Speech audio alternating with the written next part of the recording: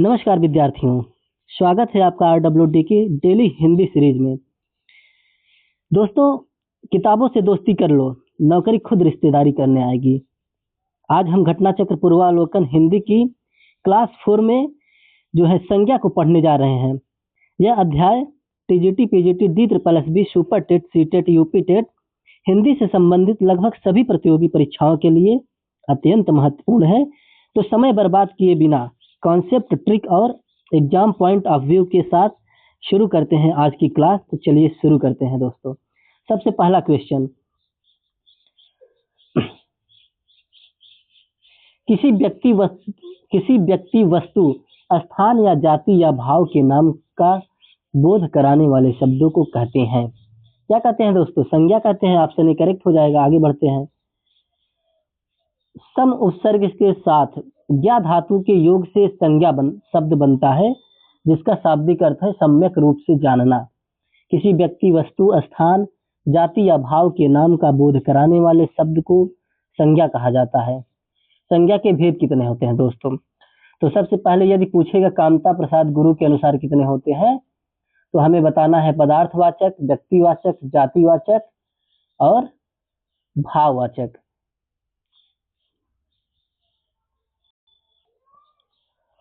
उसके बाद दोस्तों, डॉक्टर वासुदेव नंदन प्रसाद के अनुसार संज्ञा के भेद, तो इनके अनुसार जो है दो आधार पर भेद किया गया है, गुणधर्म के आधार पर और वस्तु के आधार पर। गुणधर्म के आधार पर भाववाचक संज्ञा और वस्तु के आधार पर दोस्तों व्यक्तिवाचक, जातिवाचक, समूहवाचक और द्रव्यवाचक। यानी कि टोटल कितने हो गए? 4 ये, 1 ये, यानी कि टोटल 5 हो गए। ठीक है दोस्तों, आगे बढ़ते हैं। अब हम लोग देखेंगे रामचंद्र शुक्ल के अनुसार। रामचंद्र शुक्ल के अनुसार कितने हैं दोस्तों? तो सबसे पहले क और ख में, यानी कि मूर्त संज्ञा, अमूर्तवाचक संज्ञा, यानी मूर्त संज्ञा यानी कि व्यक्तिवाचक संज्ञा, जातिवाचक संज्ञा, समूहवाचक संज्ञा और द्रव्यवाचक संज्ञा। और अमूर्तवाचक संज्ञा में भाववाचक संज्ञा और क्रियावाचक संज्ञा और गुणवाचक संज्ञा। तो दोस्तों हमें बस इतना ध्यान रखना है। क्या ध्यान रखना है? यदि पूछता है कि संज्ञा के कुल कितने भेद हैं, तो हमें आंसर में 5 बताना है। ठीक है दोस्तों। लेकिन यदि पूछता है संज्ञा के मूलतः कितने भेद हैं, तो हमें 3 बताना है। ठीक दोस्तों। और यदि पूछता है व्युत्पत्ति के आधार पर संज्ञा कितने भेद हैं, तो भी हमें 3 बताना है। ठीक है दोस्तों। तो चलिए आगे बढ़ते हैं। बस मेन यही है, ये उतना इम्पोर्टेंट नहीं है। ठीक है दोस्तों, ये सब कभी पूछता नहीं है, तो इसको आप इग्नोर भी कर सकते हैं। आगे बढ़ते हैं। निम्न में से संज्ञा शब्द है, संज्ञा शब्द कौन सा है दोस्तों? तो संज्ञा शब्द क्या होता है? किसी वस्तु जो है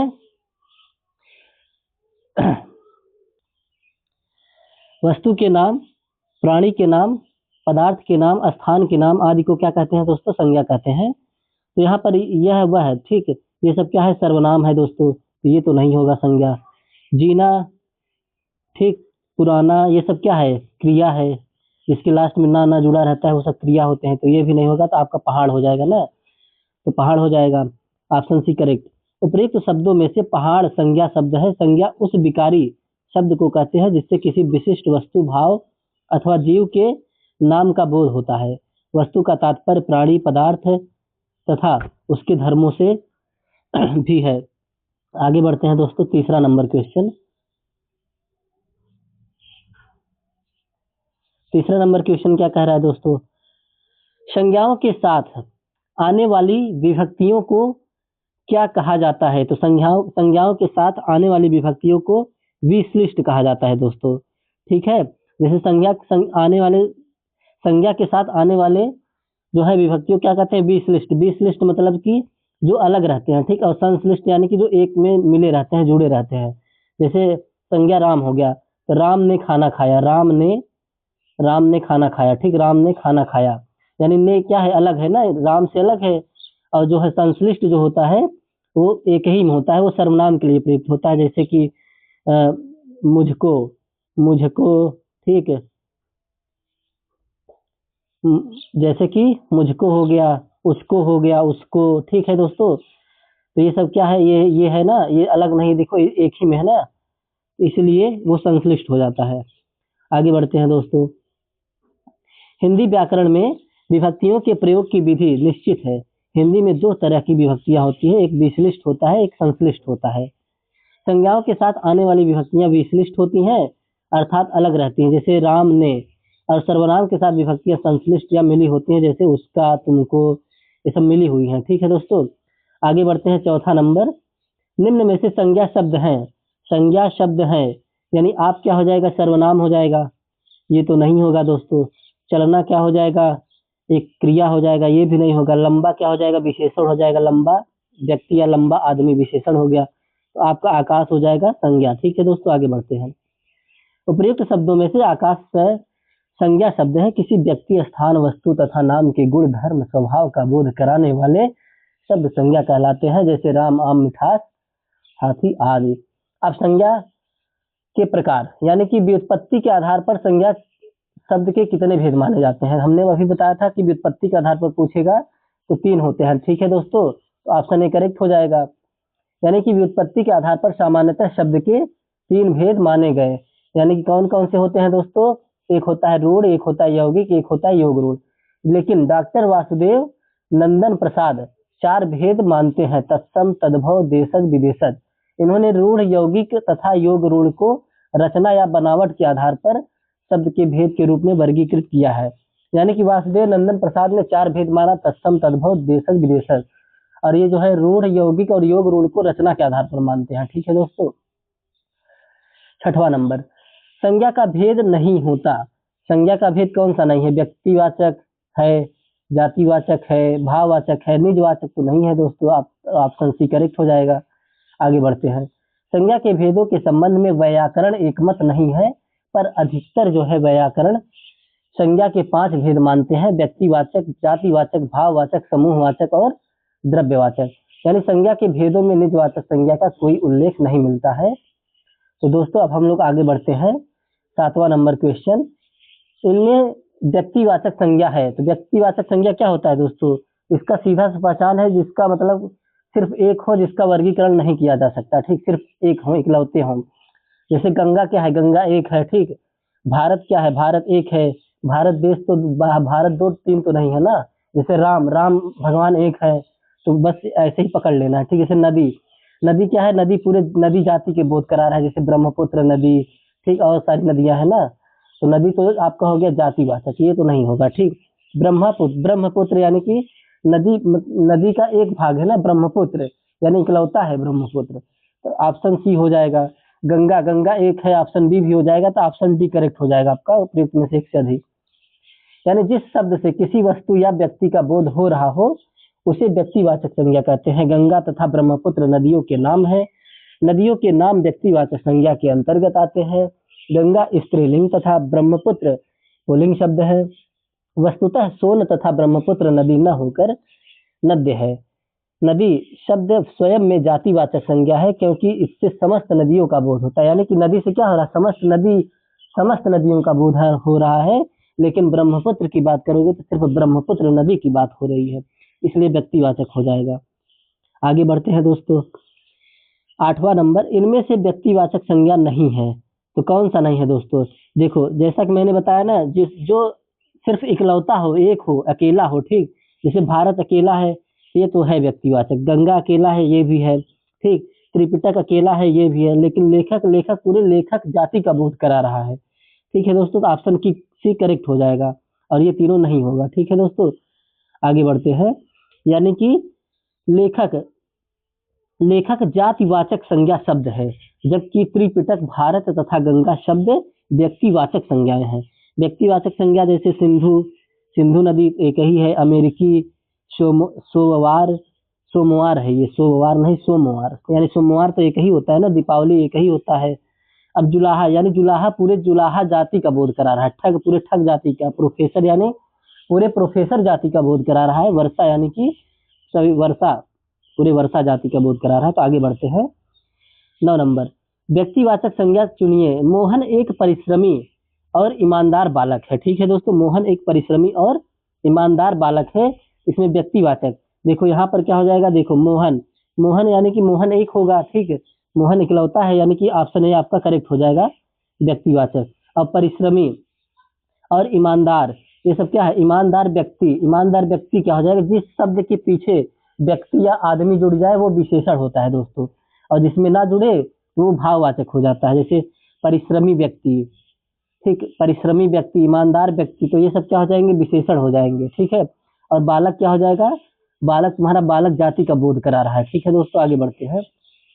यानी कि मोहन एक परिश्रमी और ईमानदार बालक है। वाक्य में मोहन व्यक्तिवाचक है। ज्ञातव्य हो कि जिस शब्द से किसी एक वस्तु या व्यक्ति का बोध हो उसे व्यक्तिवाचक कहते हैं, जबकि व्यक्तिवाचक संज्ञा से वस्तुतः किसी व्यक्ति, वस्तु, स्थान आदि के नाम का बोध होता है, जैसे राम, गांधी जी, गंगा, काशी इत्यादि।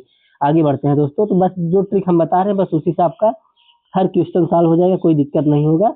व्यक्तिवाचक मतलब बस जो इकलौता हो, अकेला हो, उसका वर्गीकरण नहीं किया जा सकता, और जिसका वर्गीकरण किया जा सकता है वो जातिवाचक हो जाएगा, और जिसे हम छू नहीं सकते, जिसे सिर्फ महसूस कर सकते हैं, वो भाववाचक हो जाता है, और जिस शब्द के पीछे व्यक्ति या आदमी जुड़ जाता है वो विशेषण हो जाता है दोस्तों। तो इस तरीके से आप हर एक क्वेश्चन सॉल्व कर लेंगे। आपका घर जिस शहर में है उस शहर का नाम संज्ञा का कौन सा भेद सूचित करता है। यानी कि आपका शहर, आपका घर जिस शहर में है, मान लो मेरा घर जो है प्रयागराज में है। ठीक है दोस्तों, तो प्रयागराज तो अकेला है ना, इकलौता है, यानी वो क्या हो जाएगा, व्यक्तिवाचक हो जाएगा। तो इस तरीके से आप ऑप्शन ए करेक्ट हो जाएगा। ठीक है दोस्तों, लेकिन शहर क्या है, शहर, शहर तो पूरे शहर जाति का बोध करा रहा है, इसलिए शहर तो जातिवाचक हो जाएगा, इसलिए ऑप्शन ए करेक्ट हो जाएगा। दोस्तों हम कोई भी चैप्टर पढ़ाएंगे सबका ट्रिक बताएंगे, जहाँ पर ट्रिक की जरूरत होगी वहाँ पर ट्रिक बताएंगे, और हमारा ट्रिक बहुत सही रहता है, बहुत अच्छा, हर एक क्वेश्चन सॉल्व भी हो जाता है, कोई क्वेश्चन फंसता नहीं। ठीक है दोस्तों, आगे बढ़ते हैं। जिस शब्द से किसी एक वस्तु या व्यक्ति का बोध हो उसे व्यक्तिवाचक संज्ञा कहते हैं, जैसे राम, गांधी जी, गंगा, काशी आदि। राम, गांधी जी कहने से एक व्यक्ति का, गंगा कहने से एक नदी का, काशी कहने से एक शहर का बोध होता है। ठीक है दोस्तों, आगे बढ़ते हैं। 10 के बाद 11 नंबर। एक क्लास में एक चैप्टर समाप्त कर दे रहे हैं। इस तरीके से दोस्तों ये कंप्लीट बुक का जो है हम सीरीज जो है जब बहुत जल्द खत्म कर देंगे। आप लोग बने रहिए, इससे बाहर एक भी क्वेश्चन जाने वाला नहीं है, और इसमें आपको बहुत कुछ सीखने को मिलेगा, बहुत सारे ट्रिक, अभी तो ऐसे ऐसे ट्रिक मिलेंगे आपको ना, आपका दिल खुश हो जाएगा दोस्तों। निम्नलिखित में से कौन सा शब्द व्यक्तिवाचक संज्ञा नहीं है, कौन सा नहीं है। एक है समारू, एक है डोंगर, एक है गजमार, एक है दलहा। तो दोस्तों डोंगर, डोंगर क्या होता है दोस्तों, जो छोटे पहाड़ होते हैं, छोटे पहाड़ होते हैं उनको क्या बोलते हैं, डोंगर। यानी कि ये क्या पूरे पहाड़ जाति का बोध करा रहा है। ठीक है दोस्तों, यानी पूरे छोटे पहाड़ जाति का बोध करा रहा है, यानी ये तो जातिवाचक होगा, यानी ये नहीं है, तो ऑप्शन सी करेक्ट हो जाएगा। ठीक है दोस्तों, आगे बढ़ते हैं। डोंगर व्यक्तिवाचक संज्ञा नहीं है। छोटे पहाड़ को छत्तीसगढ़ी बोली में डोंगर कहा जाता है, अतः यह जातिवाचक संज्ञा है, न कि व्यक्तिवाचक। शेष व्यक्तिवाचक संज्ञाएं हैं। आगे बढ़ते हैं दोस्तों। निम्नलिखित विकल्पों में से किस विकल्प में सभी शब्द व्यक्तिवाचक संज्ञाएं हैं। सभी शब्द जो है व्यक्तिवाचक हैं। जैसे देखो राम, राम इकलौता है, ये तो है, ठीक। रामचरितमानस इकलौता है, ये भी है। गंगा इकलौता है, ये भी है, यानी कि ऑप्शन ए ही करेक्ट हो जाएगा आपका। जैसे यहाँ पर और भी देखोगे तो कृष्ण, कृष्ण इकलौते हैं, व्यक्तिवाचक है। कामायनी इकलौता है, ये भी व्यक्तिवाचक है। लेकिन मिठास क्या है, मिठास तो आपका भाववाचक हो जाएगा ना, मिठास भाववाचक हो जाएगा, इसको हम टच नहीं कर सकते हैं। इस तरीके से आप निकाल सकते हैं। लखनऊ इकलौता है, व्यक्तिवाचक। आम, आम पूरे आम जाति का बोध करा रहा है, जातिवाचक। बुढ़ापा यानी कि भाववाचक। ठीक है दोस्तों। ममता, ममता यानी कि, ममता यानी कि क्या हो जाएगा, भाववाचक हो जाएगा, ठीक। और वकील यानी पूरे वकील जाति का बोध करा रहा है, तो यानी कि ये जातिवाचक हो जाएगा। पुस्तक पूरे पुस्तक का बोध करा रहा है, पुस्तक जाति का, तो यानी ये जातिवाचक हो जाएगा, तो ऑप्शन ए करेक्ट हो जाएगा दोस्तों। सभी पूरे ऑप्शन हम आपको तोड़ के बता दिए। आगे बढ़ते हैं हम। निम्न में संज्ञा शब्द है, संज्ञा शब्द कौन सा है, गंगा है, ऑप्शन ए करेक्ट हो जाएगा। ठीक है दोस्तों, और आगे बढ़ते हैं। 14 नंबर। निम्नलिखित में जातिवाचक संज्ञा शब्द है, जातिवाचक कौन सा है। अब जातिवाचक का सीधा सा सिंपल सा रूल है, जो मतलब कि जिसका वर्गीकरण किया जा सके। ठीक है दोस्तों, जैसे सुरेश, सुरेश एक नाम है, इकलौता है, तो ये तो आपका व्यक्तिवाचक हो जाएगा। ठीक है दोस्तों, ये तो नहीं होगा। मंगलवार, मंगलवार यानी एक ही दिन होता है मंगलवार ना, ये भी आपका व्यक्तिवाचक हो जाएगा। गर्मी, ठीक है, गर्मी क्या है, ये आपका भाववाचक हो जाएगा ना, गर्मी भाववाचक हो जाएगा, इसको हम छू नहीं सकते हैं। और बूढ़ा, यानी बूढ़ा क्या है, पूरा बूढ़ा जाति का बोध करा रहा है, यानी जितने भी बूढ़ा या वृद्ध व्यक्ति हैं उनका जाति का बोध करा रहा है, यानी बूढ़ा में पा जोड़ देंगे तो बुढ़ापा हो जाएगा, तो भाववाचक हो जाएगा। तो आगे बढ़ते हैं, ऑप्शन डी आपका करेक्ट हो जाएगा दोस्तों। और इसको आप पढ़ लीजिएगा ताकि मतलब मैंने तो सब कुछ बता ही दिया है।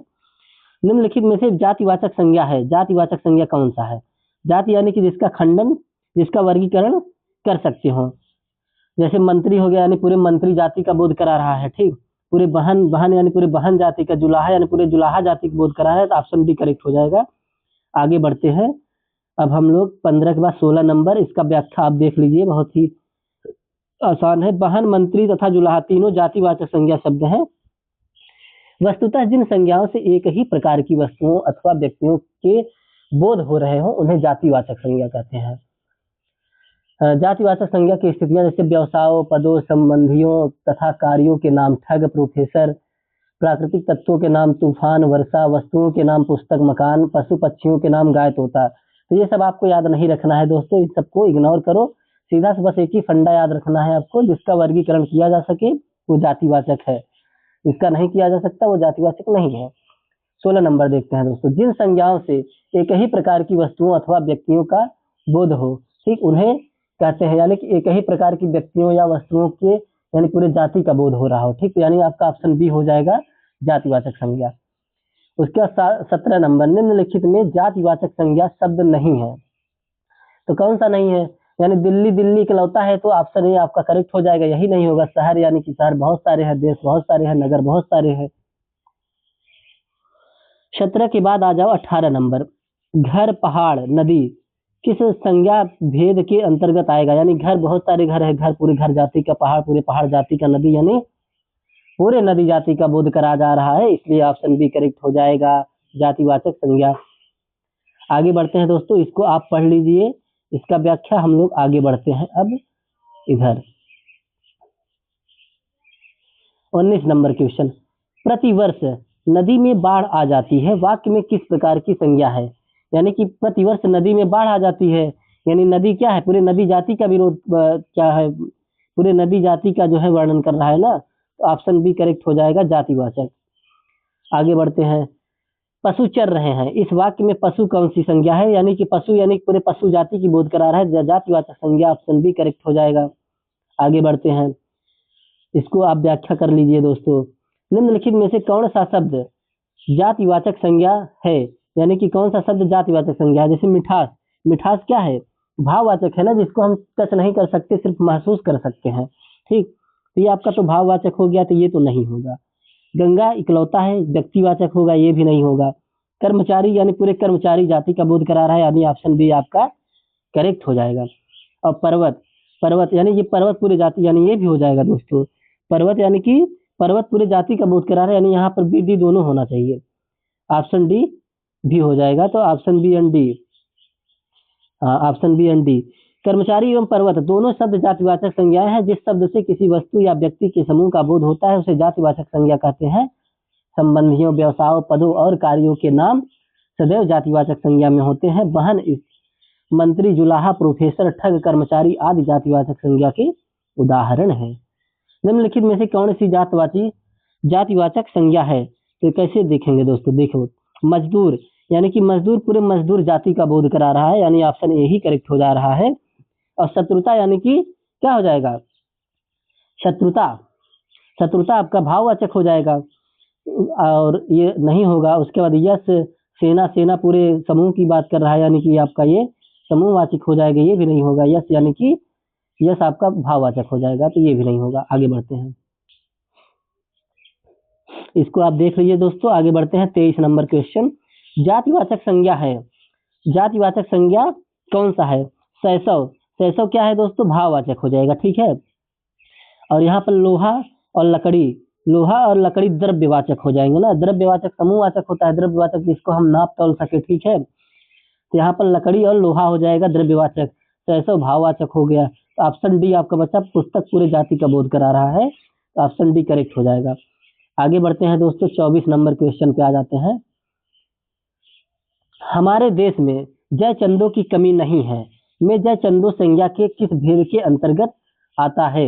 यहाँ पर दोस्तों बात ये होती है कि कोई भी व्यक्तिवाचक संज्ञा को यदि हम जो है बहुवचन में प्रयोग कर देते हैं, उसको उसका रूप जो है बदलकर बहुवचन कर देते हैं, तो वो व्यक्तिवाचक जातिवाचक में बदल जाता है। ठीक है दोस्तों, तो यानी कि ये जयचंद जो है इसको हमने बहुवचन में बदल दिया, तो ये क्या हो गया, जातिवाचक बन जाएगा। तो ऑप्शन सी करेक्ट हो जाएगा। आगे बढ़ते हैं दोस्तों।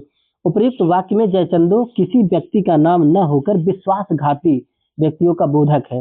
वस्तुतः कुछ व्यक्तियों में कुछ विशिष्ट गुण होते हैं या वे दुर्लभ गुणों के कारण वर्ग विशेष के प्रतिनिधि माने जाते हैं। उन व्यक्तियों का नाम लेते ही उनका वह गुण दिमाग के सामने आ जाता है। ऐसी स्थिति में इनका जातिवाचक के रूप में प्रयोग होता है। जैसे भीष्म पितामह शब्द सुनते हैं दृढ़ प्रतिज्ञा वाले व्यक्ति का चित्र सामने आ जाता है ना दोस्तों। तो आगे बढ़ते हैं 25 नंबर। कवि शब्द में कौन सी संज्ञा है? यानी कवि क्या है दोस्तों, पूरे कवि जाति की बोध करा रहा है, तो ऑप्शन बी आपका करेक्ट हो जाएगा। आगे बढ़ते हैं 26 नंबर। कवि शब्द में कौन सी संज्ञा है? रिपीट हो गया क्वेश्चन, जातिवाचक हो जाएगा। आगे बढ़ते हैं दोस्तों 26 के बाद 27 नंबर। जातिवाचक संज्ञा शब्द है, कौन सा है जातिवाचक? कामायनी। कामायनी यानी कि अकेला है ना दोस्तों, तो ये व्यक्तिवाचक हो जाएगा, तो ये नहीं है। रसीला यानी कि आम कैसा है, रसीला है, भाववाचक हो जाएगा, ये भी नहीं होगा। उसके बाद आम। आम यानी कि पूरे आम जाति का बोध करा रहा है, यानी कि आम में भी कई प्रकार होते हैं ना दोस्तों, लंगड़ा आम, ये आम, वो आम होते हैं ना, यानी ये आपका सही हो जाएगा ऑप्शन बी। अब वकील। वकील यानी वकील भी पूरे जाति का बोध करा रहा है, यानी ऑप्शन डी भी होना चाहिए, तो आपका ऑप्शन डी भी करेक्ट हो जाएगा। यानी यहाँ पर बी एंड डी दोनों होना चाहिए, तो यहाँ पर उत्तर डी दे रहा है, लेकिन आपको दोनों लगाना है दोस्तों। यहाँ पर आम भी जातिवाचक है और वकील भी जातिवाचक है, लेकिन यदि अगर ऐसा क्वेश्चन आता है तो आप ज़्यादा प्रेफरेंस जो है वकील को देंगे, क्योंकि वकील पूरे जाति का बोध करा रहा है। आम यानी कि सिर्फ आम का बोध करा रहा है, जैसे फलों में आम सिर्फ, यानी पूरे फल जाति का बोध नहीं करा रहा है, ठीक, सिर्फ आम का बोध करा रहा है। तो इस तरीके से हम कर सकते हैं। वकील शब्द जातिवाचक संज्ञा शब्द है जिन संज्ञाओं से एक ही प्रकार की वस्तुओं अथवा व्यक्तियों का बोध हो, उन्हें जातिवाचक संज्ञा कहते हैं। इसमें व्यवसाय संबंधियों, पदों, कार्यों आदि को शामिल किया जाता है। तो दोस्तों वकील यहाँ पर सही ऑप्शन डी होगा, लेकिन मतलब कि वैसे देखा जाए तो ऑप्शन बी भी सही है, लेकिन चारों में से देखा जाए तो ऑप्शन डी ज्यादा सही हो जाएगा। फिर यहाँ पर हम ये देखेंगे कि यानी पूरे फल जाति का बोध नहीं करा रहे, सिर्फ आम यानी कि एक इकलौता, इस तरीके से हम देख लेंगे यहाँ पर, ठीक है। आगे बढ़ते हैं 27 के बाद 28 नंबर। गाय कौन सी संज्ञा है? गाय कौन सी संज्ञा है? तो गाय यानी पूरी गाय जाति का बोध करा रहा है, तो ऑप्शन बी करेक्ट हो जाएगा। आगे बढ़ते हैं 28 के बाद आ जाओ 29 नंबर दोस्तों। 29 नंबर क्वेश्चन देखते हैं। 29 नंबर, इसको आप पढ़ लीजिए दोस्तों। आगे बढ़ते हैं। गांधी को राष्ट्रपिता कहा गया है, वाक्य में संज्ञा किससे किस रूप में परिवर्तित हो रही है? अच्छा, किससे किस रूप में परिवर्तित हो रही, यानी गांधी, देखो कैसे करेंगे आप। गांधी है, गांधी क्या है, एक जाति है ना, गांधी एक जाति है, और गांधी को हमने राष्ट्रपिता कहा। राष्ट्रपिता यानी कि राष्ट्रपिता महात्मा गांधी हो जाएंगे, यानी महात्मा गांधी इकलौते हैं, यानी कि व्यक्तिवाचक हो जाएंगे, यानी जातिवाचक से व्यक्तिवाचक, ऑप्शन बी करेक्ट हो जाएगा। आगे बढ़ते हैं दोस्तों। राज्यपाल में कौन सी संज्ञा है? राज्यपाल में कौन सी संज्ञा है? राज्यपाल, ये सप्पा दूत के नाम क्या होते हैं? जातिवाचक, यानी पूरे राज्यपाल जाति का बोध करा रहा है, ठीक है, ऑप्शन बी करेक्ट हो जाएगा। आगे बढ़ते हैं दोस्तों। लहर किस प्रकार की संज्ञा है? लहर किस प्रकार की संज्ञा है? तो लहर क्या है, लहर किस प्रकार की संज्ञा है? व्यक्तिवाचक तो होगा नहीं, ऑप्शन बी नहीं होना चाहिए। लहर समूहवाचक यानी कि समूहवाचक भी नहीं होना चाहिए, भाववाचक, भाववाचक होना चाहिए। लहर, लहर, ऑप्शन बी जातिवाचक, भाववाचक। इसमें थोड़ा सा कंफ्यूजन हो रहा है दोस्तों मुझे, इसको पढ़ते हैं। लहर जातिवाचक संज्ञा है। प्राकृतिक तत्वों के नाम सदैव जातिवाचक संज्ञा में आते हैं। मध्य प्रदेश लोक सेवा आयोग ने पहले इसका उत्तर सी अर्थात भाववाचक संज्ञा माना था, अर्थात, परंतु संशोधित उत्तर पत्र में इस प्रश्न का उत्तर विकल्प बी अर्थात जातिवाचक माना गया है, यानी पहले से भाववाचक माना गया था, अब जातिवाचक मानते हैं दोस्तों। तो इसको आप ऑप्शन बी करेक्ट कर लो। 32 नंबर। समुद्रगुप्त भारत का नेपोलियन था। यहाँ नेपोलियन जो है किस प्रकार की संज्ञा का उदाहरण है? यानी कि भारत का नेपोलियन था। अब यहाँ पर क्या हो रहा है दोस्तों कि समुद्रगुप्त भारत का नेपोलियन था, नेपोलियन इकलौता था, लेकिन इसको हमने जो है ऐसा मतलब कि शब्दों में पिरो दिया ना कि पूरे जाति का बोध कराने लगा। ये समुद्रगुप्त भारत का नेपोलियन था, तो जातिवाचक हो जाएगा, ऑप्शन बी करेक्ट हो जाएगा। आगे बढ़ते हैं। यानी कि दिए गए वाक्य में नेपोलियन जातिवाचक संज्ञा है।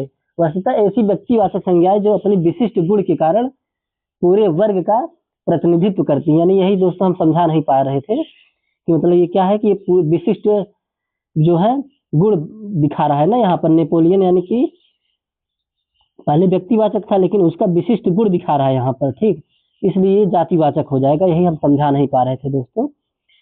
जैसे भीष्म, पितामह, गांधी, हरिश्चंद्र, कालिदास इत्यादि ये सभी व्यक्तिवाचक संज्ञाएं हैं, परंतु अपनी विशिष्टता के कारण जो है जातिवाचक संज्ञाओं के रूप में भी प्रयुक्त होते हैं। अब 33 नंबर देखते हैं दोस्तों। भाववाचक संज्ञा कितने प्रकार के शब्दों से बनती है? तो भाववाचक कितने प्रकार शब्दों से बनती है? 5 प्रकार के। ऑप्शन सी हो जाएगा। जैसे संज्ञा, सर्वनाम, विशेषण, क्रिया, अव्यय। ठीक है दोस्तों, आगे बढ़ते हैं। हाँ, 5 प्रकार कौन कौन से हैं? जातिवाचक संज्ञा, विशेषण, क्रिया, सर्वनाम और अव्यय। आगे बढ़ते हैं। निम्नलिखित प्रश्न में 4 विकल्पों में से उस विकल्प का चयन करें जो रिक्त स्थान के लिए सही भाववाचक संज्ञा वाला विकल्प हो। मेरा भाई इतना भुलक्कड़ है कि सामान कहीं भी रखकर भूल जाता है। यानी कि भाववाचक क्या होते हैं दोस्तों? जिसको हम महसूस करें, छू सकें, छू न पाए, बस वही सब भाववाचक होते हैं। और उसमें क्या होता है, प्रत्यय जोड़ के लास्ट में प्रत्यय जोड़कर भाववाचक जो है शब्द बनाए जाते हैं। तो सीधा सीधा दिख रहा है भुलक्कड़, ऑप्शन डी करेक्ट हो जाएगा दोस्तों। आगे बढ़ते हैं। भुलक्कड़ की समान जौन बाटे कहीं भी रखकर भूल जाता है। इस प्रकार उपयुक्त रिक्त स्थान पर सही भाववाचक संज्ञा शब्द भुलक्कड़ है। इसको आप पढ़ लीजिए। जिस संज्ञा शब्द से किसी के गुण, दोष, दशा आदि का बोध होता है उसे क्या कहते हैं? भाववाचक कहते हैं दोस्तों। ऑप्शन सी हो जाएगा। गुण, दशा, दोष ये सब का जो है बोध होता है ना दोस्तों। आगे बढ़ते हैं। उसके बाद आ जाओ 36 नंबर क्वेश्चन। 36 नंबर देखते हैं दोस्तों। निम्नलिखित प्रश्न में 4 विकल्पों में से उस विकल्प का चयन करें जो रिक्त स्थान के लिए सही भाववाचक संज्ञा वाला विकल्प हो। अब मैं कहीं नहीं जा सकता, मैं से चूर हो चुका हूँ। किससे चूर हो चुका हूँ? जिसमें दोस्तों प्रत्यय जुड़ा होता है वही भाववाचक होते हैं। यदि मैं थकावट से चूर हो चुका हूँ, ऑप्शन सी हो जाएगा। आगे बढ़ते हैं। 37 नंबर। भाववाचक संज्ञा कौन सी है? तो भैया कौन सी है? मित्रता, यानी कि मित्र में ता जोड़ दिया गया है, मित्रता हो जाएगा। ऑप्शन ए करेक्ट हो जाएगा, मित्रता हो जाएगा ना दोस्तों। अब पीला क्या है? पीला विशेषण है ना, पीला व्यक्ति, पीला आदमी, अच्छा व्यक्ति, ये सब विशेषण हो जाएंगे। आगे बढ़ते हैं। 38 नंबर। इनमें से भाववाचक संज्ञा है। तो भाववाचक संज्ञा मैंने ट्रिक क्या बताई है? जिसके पीछे जुड़ जाए व्यक्ति या आदमी वो होता है विशेषण। जैसे कि गरीब व्यक्ति, ये हो गया विशेषण, तो ऑप्शन ये नहीं होगा। अमीर व्यक्ति, ये भी नहीं होगा, ठीक।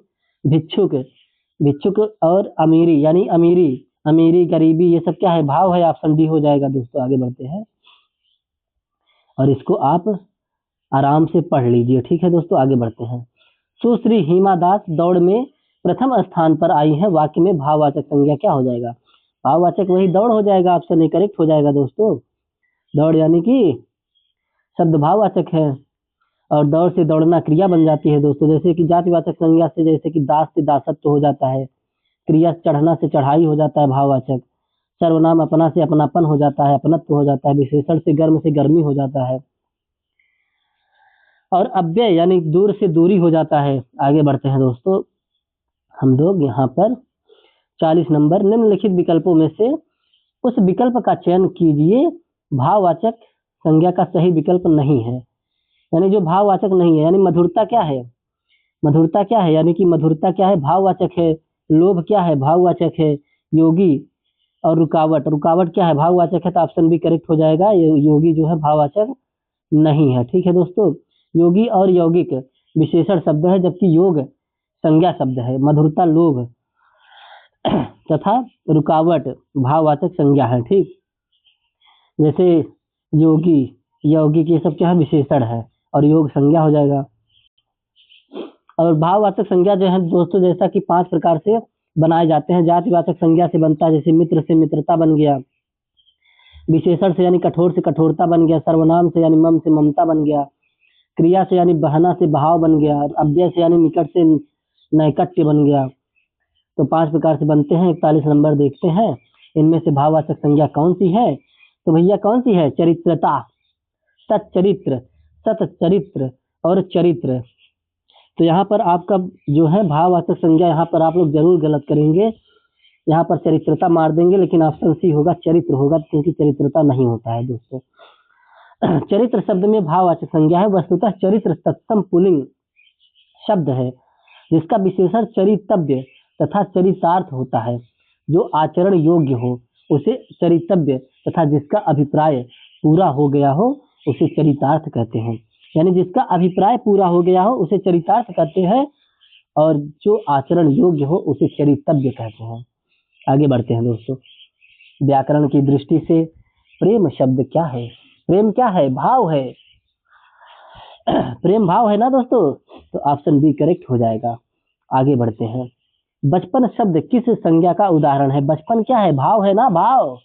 ऑप्शन डी हो जाएगा। आगे बढ़ते हैं दोस्तों, इसको आप आराम से पढ़ लीजिए दोस्तों। आगे बढ़ते हैं हम लोग जो है 44 नंबर क्वेश्चन पे। शैशव शब्द संज्ञा शब्द है। शैशव शब्द संज्ञा शब्द है, यानी शैशव क्या है? शैशव क्या है? भाव है। एक भाव है तो भाववाचक हो जाएगा, ऑप्शन ए करेक्ट हो जाएगा। आगे बढ़ते हैं दोस्तों। भाववाचक संज्ञा है, यानी कि बुढ़ापा भाववाचक है, यौवन भाववाचक है, अरविंद, अरविंद तो व्यक्तिवाचक हो जाएगा, यानी ए और बी दोनों होगा, इसलिए ऑप्शन डी करेक्ट हो जाएगा। आगे बढ़ते हैं दोस्तों, इसको आराम से आप पढ़िए। निम्नलिखित में से कौन सा शब्द भाववाचक संज्ञा है? कौन सा शब्द भाववाचक संज्ञा है? यानी कि भारत, भारत क्या है? व्यक्तिवाचक हो जाएगा, यानी कि इकलौता है, यानी ऑप्शन ए नहीं होगा। लड़का, लड़का पूरी जाति का बोध करा रहा है, तो यानी कि ये भी नहीं होगा। पेड़, यानी पूरे पेड़ जाति का बोध करा रहा है, यानी ये भी नहीं होगा। मित्रता, यानी कि भाव, भाव का भाव व्यक्त कर रहा है, तो ऑप्शन सी हो जाएगा करेक्ट। आगे बढ़ते हैं दोस्तों। बाप का संबंध वाचक संज्ञा रूप होगा, बाप का बपौती होता है ना दोस्तों, ऑप्शन डी करेक्ट हो जाएगा।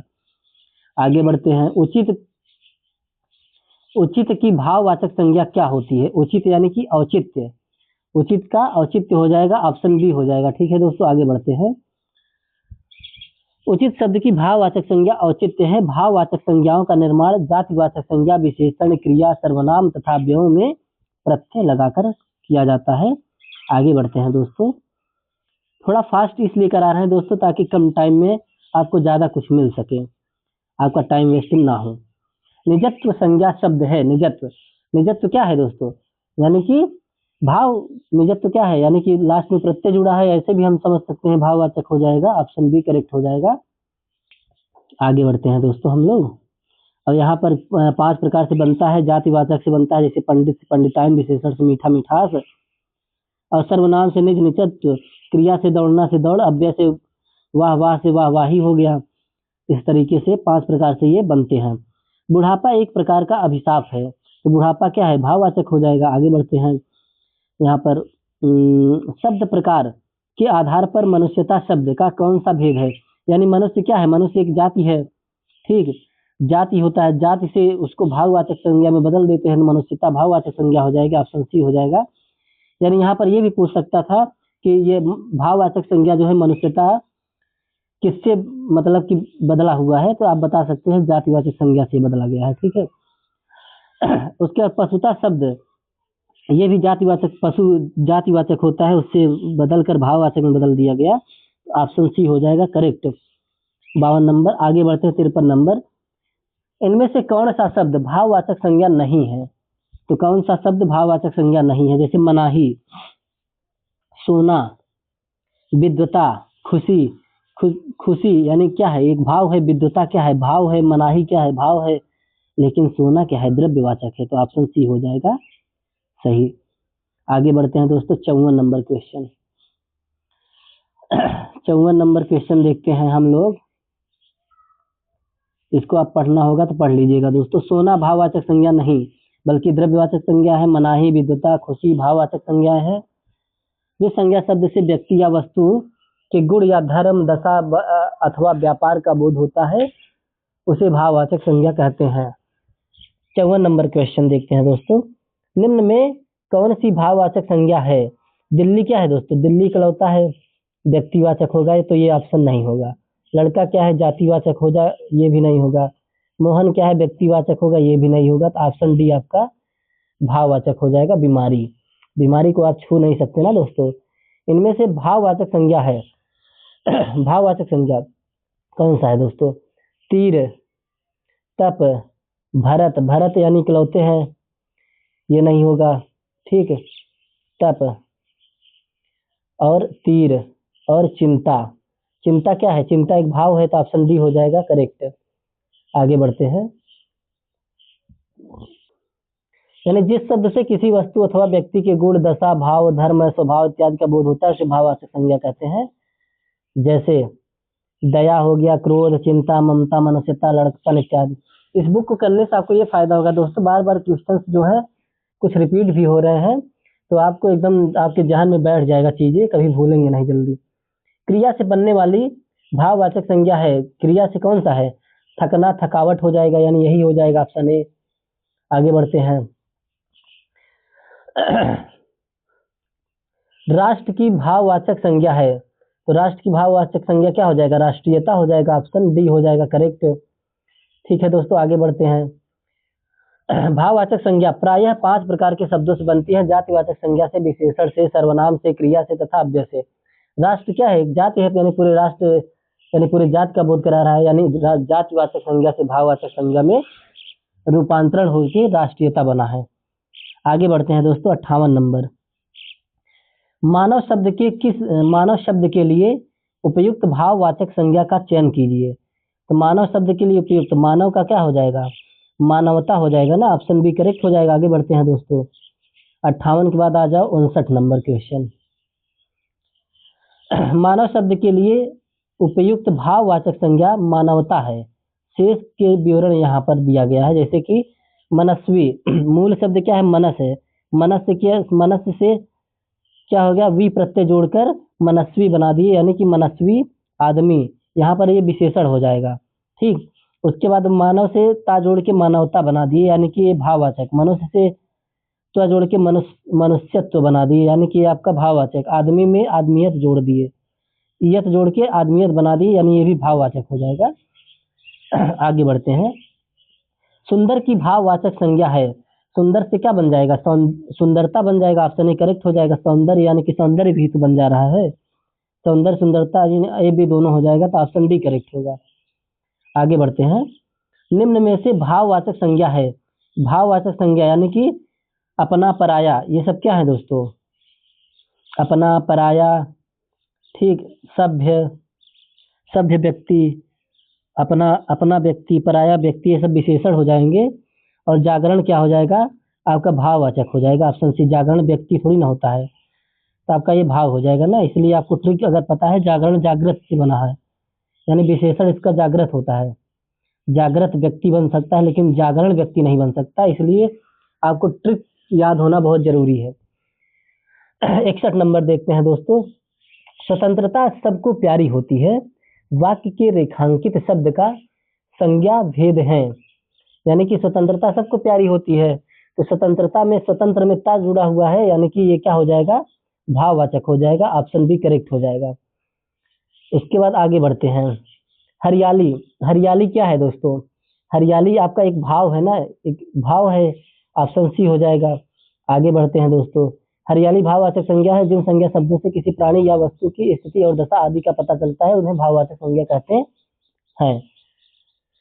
निम्नलिखित में से किस विकल्प में सभी शब्द भाववाचक संज्ञा शब्द हैं? अब यहाँ पर देखो, अमीर, अमीर व्यक्ति पहला ही विशेषण हो गया, ये तो नहीं होगा। ठीक, जवानी, ठीक, ये तो आपका हो जाएगा। खटास, खटास भी हो जाएगा भाववाचक, जवानी हो जाएगा।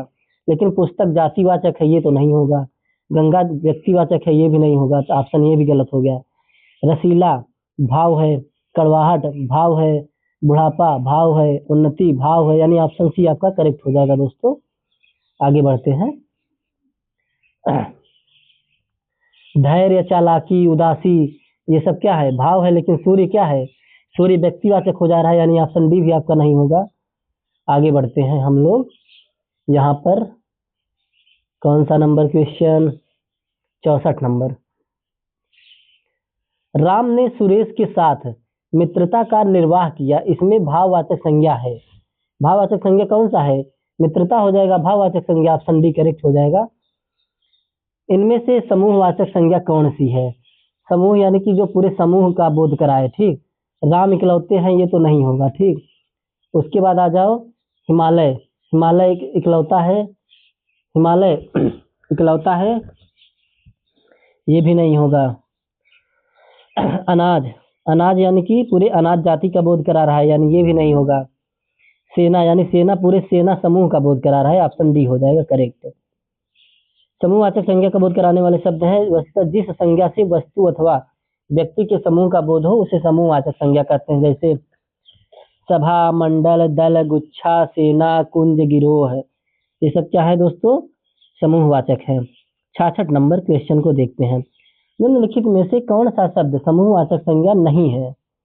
यानी कि सभा क्या है? समूहवाचक है, सभा समूहवाचक है, ये तो नहीं होगा। फिर भीड़ क्या है? समूहवाचक है, ये भी नहीं होगा। कक्षा क्या है? समूहवाचक है, ये भी नहीं होगा। लेकिन दौड़ क्या है? दौड़ क्या है दोस्तों? दौड़ क्या है? भाव है ना, दौड़ भाव है, दौड़ से दौड़ना बनता है क्रिया, तो ऑप्शन डी हो जाएगा। जिस संज्ञा वस्तु अथवा व्यक्ति के समूह का बोध हो उसे समूहवाचक संज्ञा कहते हैं। सभा, कक्षा, भीड़, दल, गिरोह, गुच्छा, कुंज आदि समूहवाचक संज्ञा के उदाहरण है। दौड़ शब्द भाववाचक संज्ञा का उदाहरण है। आगे बढ़ते हैं दोस्तों। 67 नंबर। निम्न में संज्ञा शब्द है, तो संज्ञा शब्द कौन सा है दोस्तों? जैसे देखो संज्ञा शब्द कौन सा है? पतला, पतला व्यक्ति, पतला आदमी, ये क्या हो गया? विशेषण हो गया, ऑप्शन ये नहीं होगा। हरा व्यक्ति, हरा आदमी, हरा पेड़, ये भी नहीं होगा। गहरा व्यक्ति, ये भी नहीं होगा। गहरा कुआं, ये भी नहीं होगा। तो आपका सभा ऑप्शन सी हो जाएगा। यदि आपको नहीं भी आ रहा है तो आप इस ट्रिक से भी कर सकते हैं, लेकिन डायरेक्ट सभा दिख रहा था, ऑप्शन सी करेक्ट हो जाएगा। आगे बढ़ते हैं दोस्तों। 68 नंबर। तेजाब में कौन सी संज्ञा है? तेजाब क्या है दोस्तों? एक द्रव्य है, यानी कि यहाँ पर ऑप्शन सी द्रव्यवाचक हो जाएगा। तेजाब शब्द में द्रव्यवाचक संज्ञा है। वस्तुतः जिस संज्ञा से नाप तौल वाली वस्तुओं का बोध होता है उसे द्रव्यवाचक संज्ञा कहते हैं। सोना, दूध, पानी, चांदी, तेल इत्यादि भी इसी प्रकार की संज्ञाएं हैं। आगे बढ़ते हैं दोस्तों। अब 69 यानी कि 69 नंबर क्वेश्चन देखते हैं। निम्नलिखित में से कौन सा शब्द द्रव्यवाचक संज्ञा है? तो कौन सा द्रव्यवाचक होगा दोस्तों? जैसे खटाई, खटाई।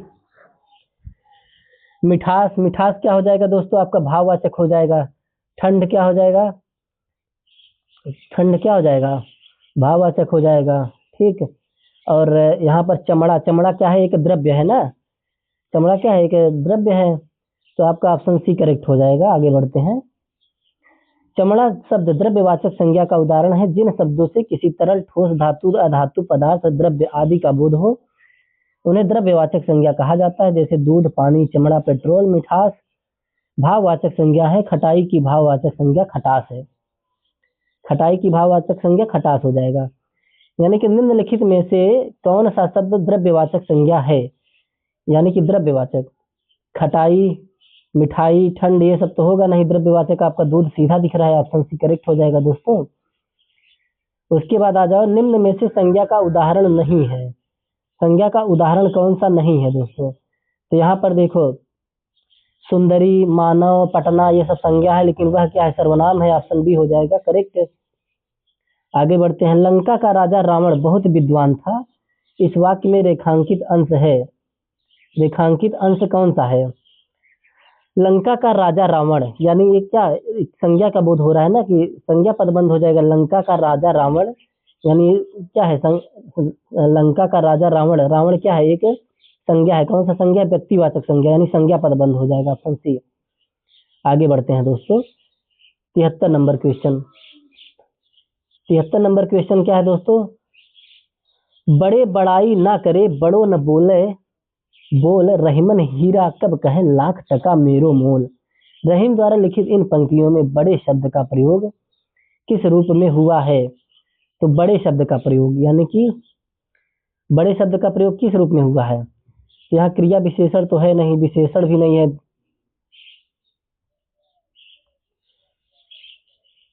सर्वनाम भी नहीं है, तो आपका संज्ञा ही हो जाएगा, ऑप्शन बी करेक्ट हो जाएगा। रहीम द्वारा लिखित उपयुक्त पंक्तियों में बड़े शब्द का प्रयोग संज्ञा के रूप में हुआ है। वर्ग विशेष का प्रतिनिधित्व करने के कारण यह जातिवाचक संज्ञा है। जो संज्ञा सर्वनाम की विशेषता बताए उसे विशेषण कहते हैं। उपयुक्त पंक्ति में बड़ाई बड़े शब्द की विशेषता बता रहा है, अतः यह विशेषण है और बड़े शब्द संज्ञा है। ठीक है दोस्तों, आगे बढ़ते हैं। और बड़े शब्द क्या है? जातिवाचक संज्ञा होगा दोस्तों, क्योंकि बहुवचन में है। जब बहुवचन में हो जाता है तो वो जातिवाचक बन जाती है। आगे बढ़ते हैं। 74 नंबर क्वेश्चन, द्वार द्वार भटकना में प्रयुक्त द्विरुक्ति द्वार द्वार है। तो पहला ऑप्शन क्या है? पारस्परिक संबंध बताने के अर्थ में द्वार द्वार भटकना, यानी कि यहाँ पर द्विरुक्ति यानी कि द्वार द्वार क्या है? ये पारस्परिक संबंध बता रहा है। अतिशयता प्रकट करने के अर्थ में अतिशयता प्रकट कर रहा है, अतिशयता तो नहीं प्रकट कर रहा है भाई। भेद बताने के अर्थ में भेद भी नहीं बता रहा है। समग्रता प्रकट करने के अर्थ में यानी कि समग्रता, यानी ऑप्शन डी करेक्ट हो जाएगा। आगे बढ़ते हैं। द्वार द्वार संज्ञा शब्द की द्विरुक्ति है। द्विरुक्ति का अर्थ है दोहराना, यानी एक उक्ति को दो बार उच्चारित करना। इसकी रचना सार्थक शब्दों की आवृत्ति से होती है। प्रस्तुत वाक्य में द्वार द्वार द्विरुक्ति का प्रयोग समग्रता प्रकट करने के अर्थ में हुआ है। 75 नंबर, अचूक विशेषण के साथ उपयुक्त संज्ञा है। यानी अचूक क्या होता है? अचूक एकदम निशाना होता है ना, तो ऑप्शन सी हो जाएगा। हमें अपशब्द नहीं बोलना चाहिए, हमें अपशब्द नहीं बोलना चाहिए। ठीक है, यानी अपशब्द क्या? व्याकरण की दृष्टि से रेखांकित शब्द क्या है? अपशब्द क्या है? हमें अपशब्द नहीं बोलना चाहिए। तो अपशब्द एक भाववाचक संज्ञा हो जाएगा ना, ऑप्शन बी हो जाएगा। आगे बढ़ते हैं। संज्ञा से विशेषण के लिए इनमें से कौन सा सही है? संज्ञा से विशेषण यानी कि भय, भय से भय क्या है? एक भाववाचक संज्ञा है, तो भाववाचक संज्ञा से भयालु बना दिए। उसके बाद आ जाओ, अच्छा सॉरी ये गलत हो गया। संज्ञा से विशेषण, हाँ भय, भय क्या है? भय एक भाववाचक संज्ञा है, तो भय से क्या बनता है ये पूछ रहा है। भय से भयानक बनेगा ना, भय से भयानक बनेगा, तो ऑप्शन सी करेक्ट हो जाएगा। थोड़ा सा गलत समझ लिए। 77 के बाद 78 आ जाओ। जिन शब्दों से न्यूनता, लघुता, हीनता या तुच्छता के बोध हो क्या कहे जाते हैं? तो ये हीनता, न्यूनता, लघुता, तुच्छता ये सब उनार्थक शब्द कहलाते हैं। ऑप्शन ए करेक्ट हो जाएगा। ठीक दोस्तों, आगे बढ़ते हैं। उनार्थक शब्द यानी जिन शब्दों से न्यूनता, लघुता, हीनता या तुच्छता की बोध हो उन्हें उनार्थक शब्द कहते हैं। अन्य महत्वपूर्ण तथ्य, पंखी, मटकी, घंटी, जैसे ये क्या है? उनार्थक शब्द यानी कि पंखी, मटकी, घंटी, किवाड़ी, कटोरी, चुटिया, चिमटी, लुटिया, पिटारी, ये सब क्या है? न्यूनता का बोध करा रहे हैं, लघुता का बोध करा रहे हैं, हीनता, तुच्छता का बोध करा रहे हैं ना। तो दोस्तों इस तरीके से यह चैप्टर समाप्त हो गया।